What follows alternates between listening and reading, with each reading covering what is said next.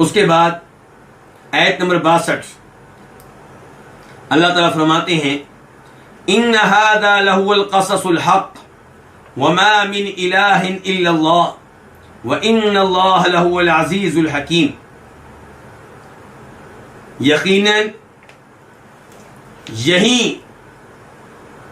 حق بات ہے، یقیناً یہی حق پہ مبنی خبر ہے. وما من الہ الا اللہ، اور اللہ کے سوا کوئی بھی معبود برحق نہیں ہے.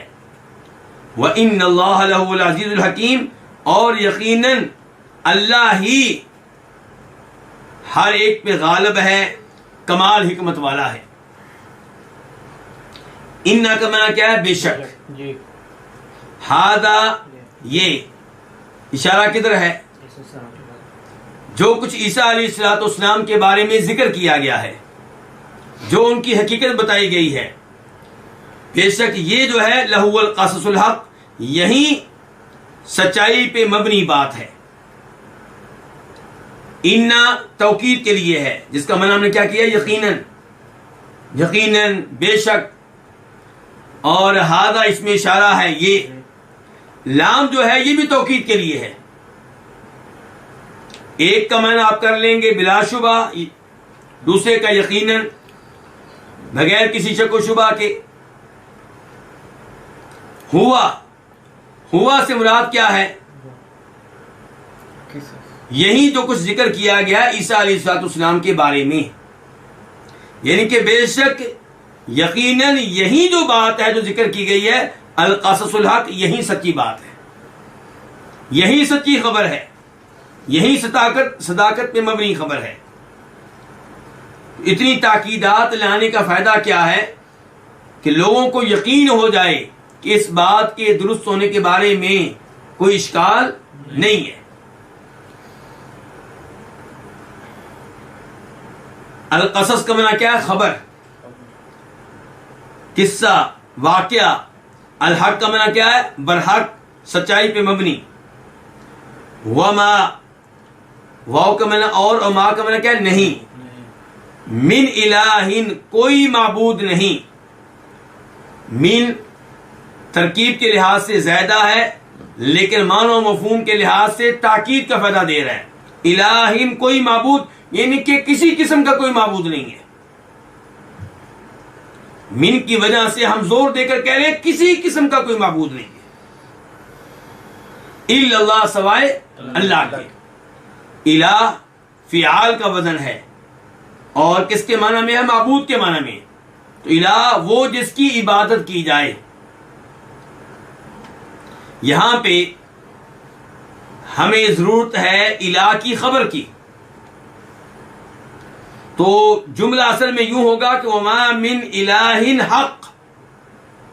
جیسے ہم کہتے ہیں لا الہ الا اللہ، اصل میں کیا ہے؟ لا الہ حق الا اللہ. ایسے ہی یہاں پہ وما من الہ حق الا اللہ، کہ اللہ کے علاوہ کوئی سچا معبود نہیں ہے، اللہ کے علاوہ کوئی ایسا نہیں جو عبادت کے لائق ہو. تو الہ اسے کہتے ہیں جس کی محبت کے ساتھ اور تعظیم سے عبادت کی جائے، اسے کیا کہتے ہیں؟ الہ.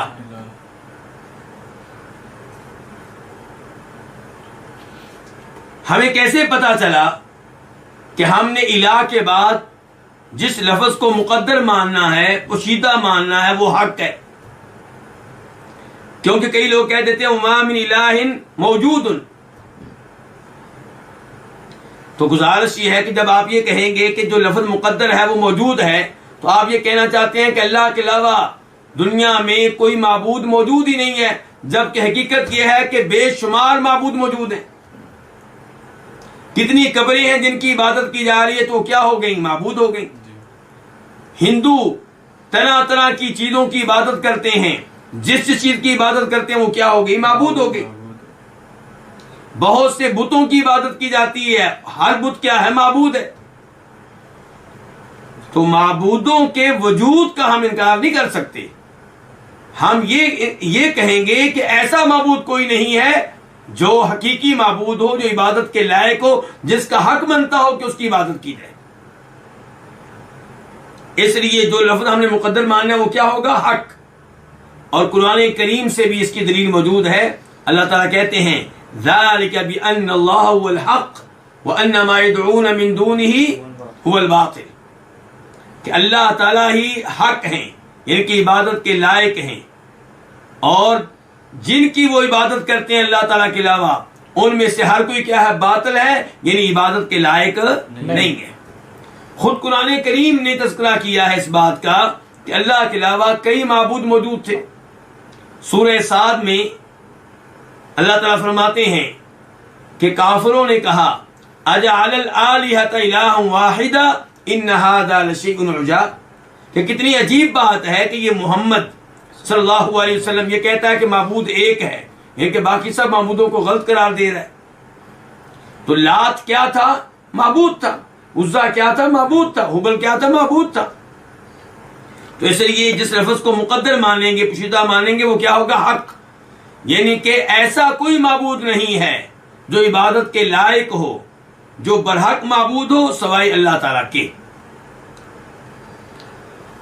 وَإِنَّ اللَّهَ، اور بے شک اللہ تعالیٰ. اب آگے پھر لام آ گئی ہے، تو جو کچھ پہلے میں نے کہا تھا وہی یہاں پہ کہ انا بھی توکید کے لیے، لام بھی توکید کے لیے. تو جو توکید کے الفاظ ان کا معنی آپ کیا کریں گے؟ یقیناً، بے شک، البتہ، بلا شبہ. اور بے شک اللہ تعالی یقیناً وہی العزیز غالب ہے، ہر ایک پہ غالب ہے، یعنی کہ کوئی ایسی چیز نہیں ہے جو اللہ رب العزت نہ کر سکتے ہوں. اللہ تعالیٰ ہر ایک پہ غالب ہیں. الحکیم، اللہ تعالیٰ کمال حکمت والے ہیں. اب ہم آتے ہیں اس آیت کی تفسیر کی طرف.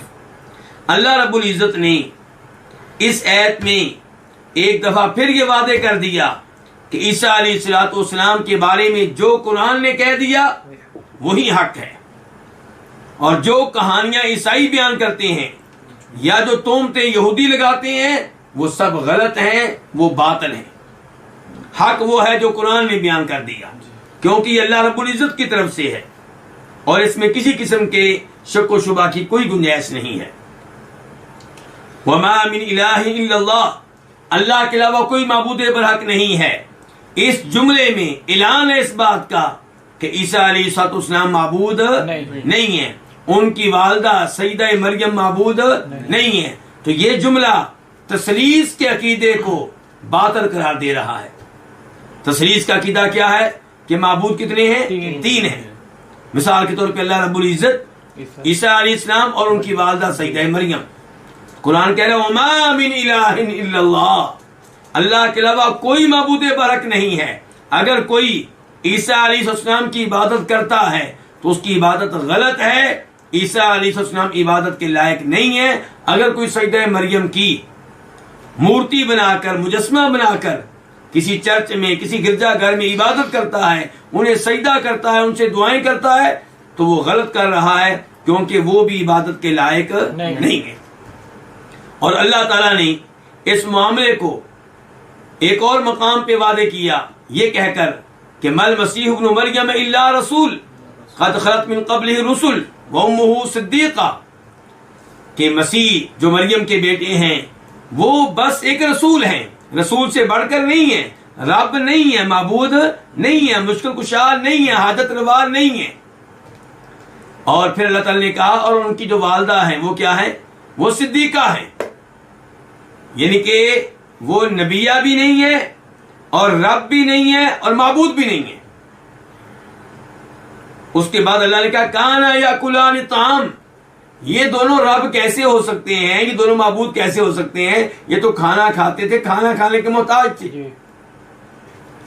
دوسرے نمبر پہ جو کھانا کھائے وہ پھر محتاج ہے کس کا؟ قضائے حاجت کا. تو جو قضائے حاجت کرے، جو کھانا کھانے کا محتاج ہو، وہ معبود کیسے ہو سکتا ہے، رب کیسے ہو سکتا ہے؟ وَإِنَّ اللَّهَ لَهُ الْعَزِيزُ الْحَكِيمُ، اور یقیناً اللہ تعالیٰ عزت والے ہیں.